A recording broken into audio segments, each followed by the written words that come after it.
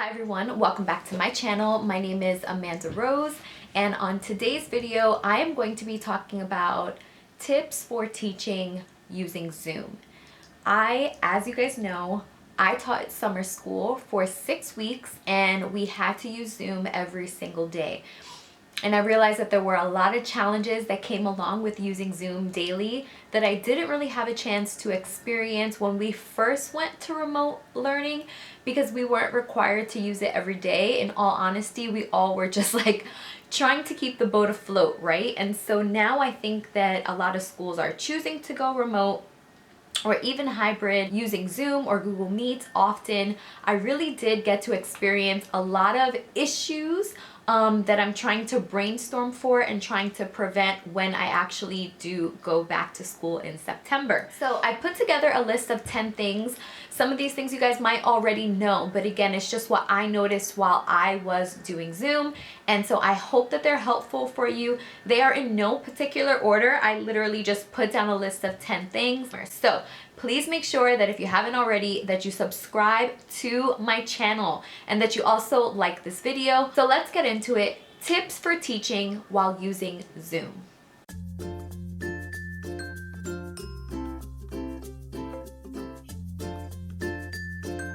So the first thing I would suggest, which would be like in any other classroom, is to set out student expectations. What are behavior expectations? Just so that everyone is clear on how you expect them to act, even though they're in their home. Pretty safe to say that when students are at home, or when anyone is at home, even when I'm at home, we can feel a lot more lax, and it does break that whole I'm in a classroom setting, this is academic vibe. So I think it is very important to talk about student behavioral expectations just so that it feels as much like school as possible. So some things that I noticed was even just as simple as sharing, hey, everyone has to contribute to the conversation at least once. Everyone has to write in the chat at least once. Everyone has to say something out loud at least once. So just setting that expectation, like I need to hear from everyone at least once, regardless of how you choose to participate, whether it be through chat or whether it be through you verbally saying something, unmuting yourself, but to kind of set the tone that you expect students to participate. Because if you saw my previous video, you know that I had a really hard time with student engagement. Another thing is that I would tell students, if they feel comfortable, to show their faces. I know there's also a lot of controversy surrounding this because they're letting us into their homes and everyone has different living situations. I 100% understand. However, I do think that it does help if students are showing their faces. So the ones that are comfortable with doing it, definitely I would bring that up and say, hey, if you are comfortable, please show your face. It would really help make this feel more like a classroom. Second thing I would say is share a lot of images and videos. Now, I don't know about you guys, but in the actual classroom, a lot of my PowerPoints are set up where I'm displaying vocabulary and students have to copy the vocabulary down. And there's about a good 8 minutes in my lessons where students are taking notes. That doesn't really work so much virtually. So I am realizing that those are things that will probably I'll have to share with students so that they can go back. But I did realize that I had to use a lot more images and a lot more videos, because just talking to your students for 20 minutes, that's just way too long, right? The environment in a classroom is so different when you can move around and when you can kind of like be a little bit more animated, but online when you're sitting down through a computer, it's totally different. So I would highly advise using a lot of images, using a lot of videos, having an image displayed when you share your PowerPoint, and then you can talk while students are looking through images that you're flipping through. Anything of the sort to kind of keep them engaged in what you're discussing, because just reading off of a PowerPoint, oh my gosh, it was boring in class, but trying to do that virtually, snooze fest. Like, you really have to monitor and manage how much time you're using with actual words on a screen versus images and visuals. So that leads me into my third point. Make sure that when you are sharing a video that you click share audio on the screen as well in Zoom, because if not, then they're just hearing it through your computer screen, which is not clear at all. So make sure that you're clicking share audio so that they do get the full experience and it's not muffled because they're hearing it secondhand versus directly through the computer. So make sure with that little tip, if you are going to show videos, that you click that. Ooh, next tip, tip number 4. Make sure that you are sharing your screen, not sharing your PowerPoint. I don't know about you guys, but my students, even during the first time when we went remote, they kept clicking my PowerPoint and messing with me. And I was trying so hard not to get into a bad mood, but they're kids, you know what I'm saying? If they have the opportunity to be a little mischievous, they might be. And so that is something that I would highly recommend. Make sure that you are sharing your screen, not sharing the PowerPoint. Because if you share the PowerPoint, then they have access to manipulating the PowerPoint. Also, if you want this, but I would also advise turning off the annotation. So if you go to settings at the top, you can click, I think, more options, and you can remove annotations for participants. I personally had to do this because kids are gonna scribble scrabble, and it happened to me on the screen and they think it's funny. And when you're sharing your screen, it's really hard to see who's doing those things. You don't really know how to deal with a consequence or how to correct it. At least I didn't, and it really caught me off guard. So I would highly recommend disabling annotations for participants and just sharing your screen, not the actual PowerPoint. Next thing I would suggest is enabling the waiting room. I think this is pretty standard for a lot of people, but the waiting room for me, especially because I was teaching students that I didn't know, was extremely helpful. You are allowed to then accept any student into the Zoom, and it's not just people coming in as they please. So the reason why I really appreciated this is because sometimes the students are logging in under a different name, or maybe they're using their parent's phone, and so it's a parent's name. And you can also write to the participants in the waiting room. So for example, I had a student who was under their parent's phone and I didn't know who it was, so I couldn't accept them in. I was too scared for security purposes. So I was able to, while I was teaching my class, I just said, hold on a second guys, and I sent a message to the people in the waiting room and said, hi, if you are part of this class, I need you to please change your name so that I can see who is entering the room.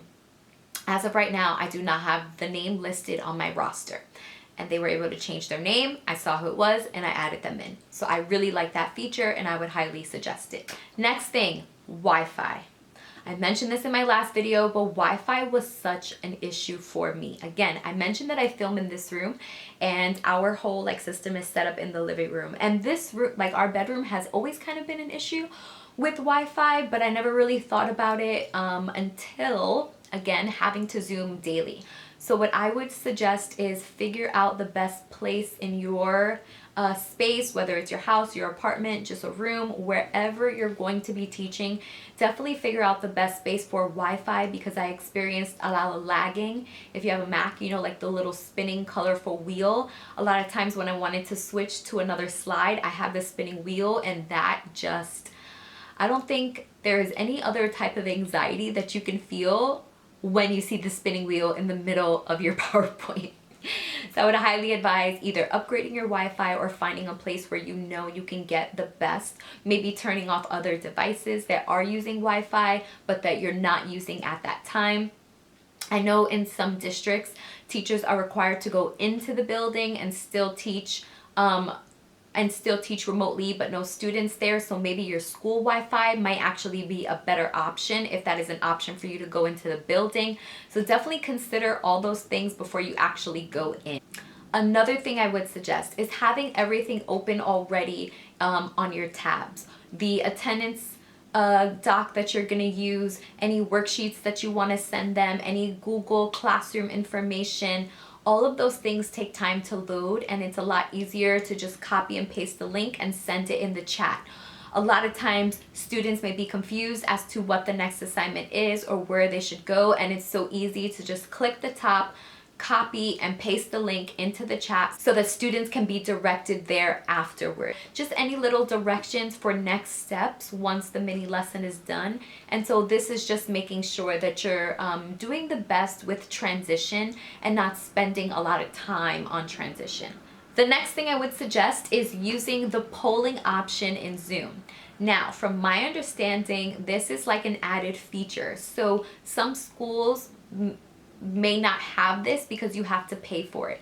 But if your school does have it, or if you're willing to like ask your school to upgrade, the polling feature is awesome because you can preset questions in there and students can respond, which is really fun, and again also provides for interaction. And maybe students again don't want to say anything verbally, or they're a little hesitant about writing in the chat, then you can create a poll. Even in the moment, you can create a poll and have students respond that way. The next thing I would suggest, I saw this teacher using Padlet. I have never heard of this before, but when I saw her using it, I thought it was the coolest thing ever. And so I've already asked my school if they can purchase this for the whole school. There's also like, you can sign up for free, but I know that the school one and having like an administrator login is probably the best option. But what I enjoyed so much about this is the collaboration that can happen amongst students. And it's the same thing. You can create like either a board where students can put ideas, they have a timeline, they have a map option. It's just really great for group projects when you're sending kids off into maybe like breakout rooms. And you can again just copy and paste the link into the chat. Students can click it and then they can go and work on an assignment. So I would highly suggest that as an option. I thought it would be great for like a do now, where I can put the link in the chat and just say, okay, everyone has 5 minutes. When you hear my voice, please come back, but you are required to answer the question, and then we can share that with the class and we can see what everyone wrote for that answer. So if you have that, please comment down below and let me know if you like it or not. I've seen such great reviews, but I would love to know your opinion if you've used that resource. So definitely put that down below, but I thought that was a great idea to incorporate with Zoom. Next thing I would suggest is shout out. I think it's really hard to reward students when we are not in person. So many of us may buy cute little erasers or pencils or whatever the case may be, or write a cute little note. So what I would actually suggest is like a virtual shout out board. I've mentioned this in my other video, sorry to keep saying that, but I usually do like a student of the month, and if it's for government, they'll be called the politician of the month. If it's for economics, they'll be called the economist of the month. If it's for global, they can be called the historian of the month. Whatever play on words, the mathematician of the month, the scientist of the month, the artist of the month, or the week, whatever you prefer that's aligned with your content. But I think it's really important to continue to shout students out. It's a lot harder to kind of like acknowledge them and to make them feel like they're doing the right thing and they're putting in all this effort. So definitely weekly having a little shout out board, maybe create something on a PowerPoint that looks similar to like a bulletin board in your classroom, and you could shout them out, say a cute little blurb about what they've done that week. And hopefully that is just like one little way virtually where you can acknowledge students, but definitely think of ways to encourage them and keep them positive virtually, because it is going to be a lot harder than doing it in person. My last suggestion, I think this might actually be 11, but what I would suggest is Streamline resources. It's going to be very confusing for students if you're using 3 different websites daily, and then another teacher's using 3 different websites daily. Definitely figure out a way to streamline whatever you are doing. Hey, once we meet on Zoom, I will share this link here. Or everyone has to go to Google Classroom first, and then from Google Classroom, I will share the links. There has to be like a home base where students can go. I know that a lot of teachers are also creating teacher websites. That's a great idea as well. You have to figure out what works for you. It's going to get confusing for students if you and 7 other teachers are picking different websites. If parents have multiple students who are in school and now they're trying to keep track of what student A is doing versus student B. We also have to remind ourselves of the access. that students and parents have. Even if they have access to technology, it doesn't mean that everyone knows how to use it well. Keep that in mind when you are assigning things online.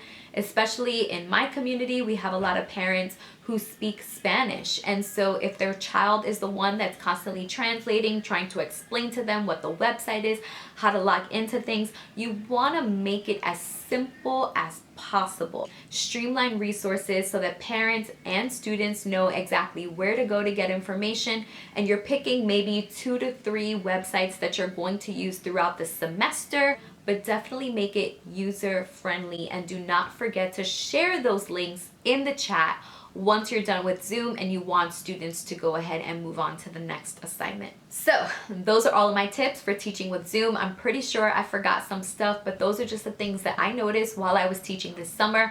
As always, please write your suggestions in the comments below. I am not an expert, I'm just sharing my experience. You guys are also a wealth of knowledge, so please write in the comments what you have seen work for yourself, or if you have any questions. I will try my best to get to all of them, but I hope that you guys enjoyed this video, and again, do not forget to like it, do not forget to subscribe, and I will see you all in the next one.